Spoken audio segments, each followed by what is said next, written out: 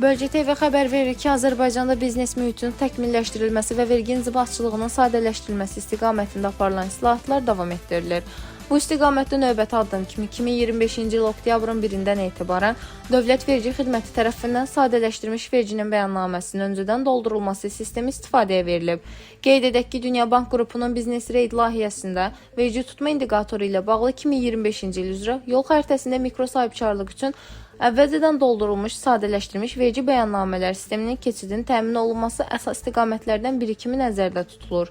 Yeni preflink sistemi sayəsində sadələşdirilmiş vergi ödəyicilərinin bəyannamələri mövcud məlumat bazası əsasında avtomatik hazırlanacaq və vergi ödəyiciləri tərəfindən təsdiqlənəcək. Vergi ödəyiciləri bu xidmətdən elektron kabinet vasitəsilə rahat şəkildə yararlana bilər.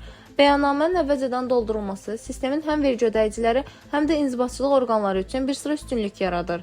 Belə ki, sistem inzibatçılıq yükünü azaldır, hesabatlığı sadələşdirir, vaxta qənaət edir və məlumatların düzgünlüyünü artırır. Bundan əlavə bu yanaşma vergi bəyannamələrinin daha operativ hazırlanmasına, mümkün səhvlərin öncədən aradan qaldırılmasına və uyğunsuzluqların azalmasına şərait yaradır.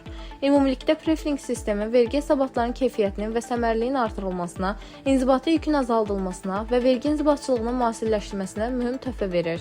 Dövlət Vergi Xidməti yaxın gələcəkdə digər vergi bəyannamələri üzrə də preflink sisteminin tətbiqini planlaşdırır. Dilbər Vüqar qızı, Bölgə TV.